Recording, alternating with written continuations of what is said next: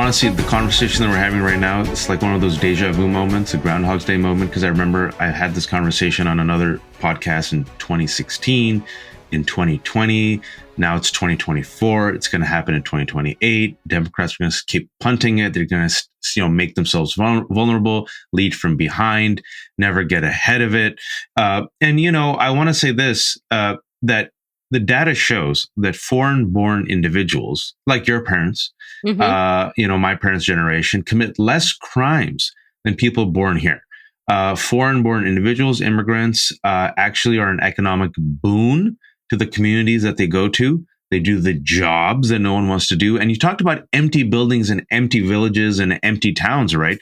Well, in these empty places, guess who's helping repopulate, literally, these communities? And some of these communities in America literally need people to populate their towns. It's the immigrants. Same thing, by the way, in Europe. So maybe, just maybe one day in our lifetime, one Democrat will take the risk and say, you know what? I'm going to be bold and I'm going to fight and I'm going to lead on this issue. But I will say this, that in contrast to Donald Trump, who, I want to remind folks, uses Hitler's language to refer to immigrants as vermin and poisoning our blood, at the very least, it's good to see Biden doing this because, folks, nobody's going back.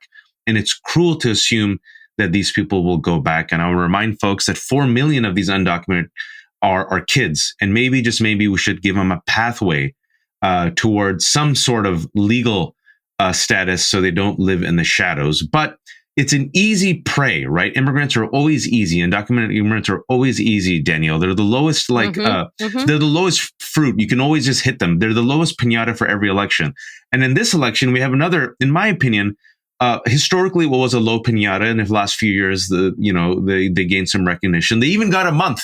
Part of your people, Danielle, the gays, the queers.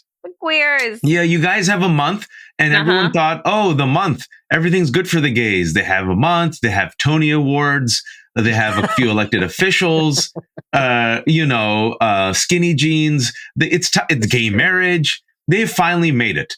But what we're seeing is a regression, thanks to, again, right-wing attacks. And I want to mention this, that Thailand, some good news first, then the bad news. Thailand will become the first nation in Southeast Asia to legalize same-sex marriage after the Kingdom Senate approved a marriage equality bill on Tuesday, which some supporters call it a, quote, monumental step forward for LGBTQ plus rights. It's pretty huge. Now, here we are in the United States of America, where 6 states have blocked the Biden administration's new protections for LGBTQ plus students. Why do these students need protection? Because of the unprecedented rise in attacks on LGBTQ plus Americans and the restriction of those rights by the right wing, which include conspiracy theories of grooming, CRT, DEI, drag queens, and so forth. Danielle. So here's my thing. I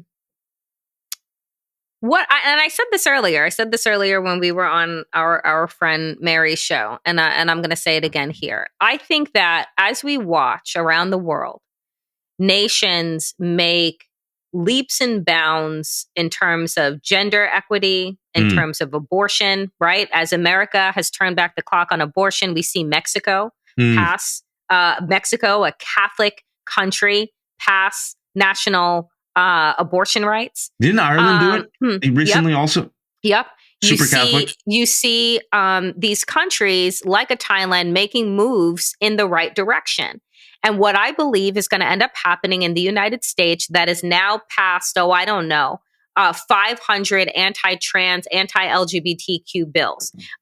Clarence Thomas, every time that they decide to throw precedent in the trash, says that there are pieces of legislation that we also need to look into. One being Brown versus the Board of Education, which he articulated, and Samuel Alito articulated that we also need to look at Oberfell, which is the decision that that sanctioned same-sex marriage in the country in 2015.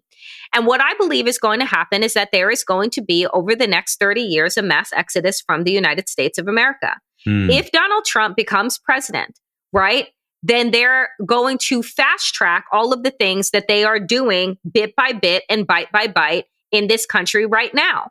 which is turning back the clock on any bit of progress. And that means for those that are not white, straight, cis men, everyone else received rights in this country over the last 60 years. Yeah. And in the last 2 years of this Supreme Court, we have watched as they have peeled back the 20th century, right? So what I believe when we see the news happening around the world of these different countries doing the work that the United States once led on, but now no longer does, is that Americans are going to wake up and be like, you know what?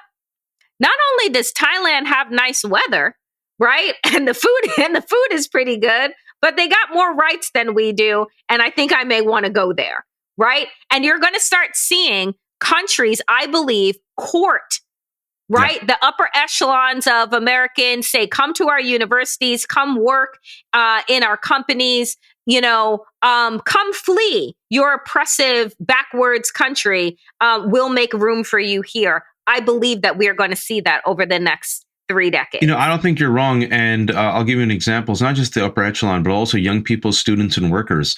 My cousin was visiting from Karachi, Pakistan. Pakistan is just going through it. I mean, it is just deeply, deeply problematic, right? And he was saying to me, this was just over the weekend. He's like, man, we're sitting there in Pakistan, folks. And we're like, what's wrong with America? They're really going after women's rights. Wow. That's wild. They took away abortion rights. Now they're going after birth control. So this is my cousin and my family in Pakistan looking at us with horror, right? And so imagine if they go after marriage equality. Imagine if they go after women's rights, which they are. Imagine if they turn back the clock. Imagine if you have a president who doesn't believe in climate change, as we're suffering from record-breaking heat. I want to remind folks that Donald Trump said climate change is a hoax created by China and the rest of the world. Like when it comes to women's rights, pretty much every single country in the world except 4 countries is moving forward. And the United States is one of the 4 that's moving backwards, Danielle. Kids are going to be like, you know what? Norway looks good. Spain. Yep. Finland looks nice. Iceland. Look, they had female leadership and according to climate change, they have a good weather. And New Zealand, they have hobbits, I heard. How about Portugal? Portugal had a post-fascist moment. I will not be surprised. And, people think everything's going to stay the same and no, America is going to rise again. With the erosion of rights, why did my parents come in? Post-1965. The Immigration and Nationality Act that allowed Asian immigrants to finally come to this country after 40 years. It came on the heels of the Civil Rights Movement. No Civil Rights Movement, no Immigration and Nationality Act. Oh, those model minorities who hate Black people. You can tip your hat to Black folks who marched, right? Mm-hmm. They came here, Danielle. They literally crossed thousands of miles and came here. Why? Freedom, better education, better economic opportunities. Why the hell else would anyone leave their family, their language, their religion, their people, come to a country, come to a land they've never visited, start literally from the bottom up, be ridiculed, mocked for their accent, endure all those indignities? Because you know what? In the long term, it might be worth it. So why the F would anyone come then to a country run by a right-wing fascist, a corrupt authoritarian, when they're like, oh, corrupt authoritarians? We already have that in my country. What else you got? Canada? What else you got? Iceland? All right. Peace out, U.S. And how will this help the United States of America? Which is why I've always said white supremacy is ultimately, Danielle, not just destructive, but self-destructive.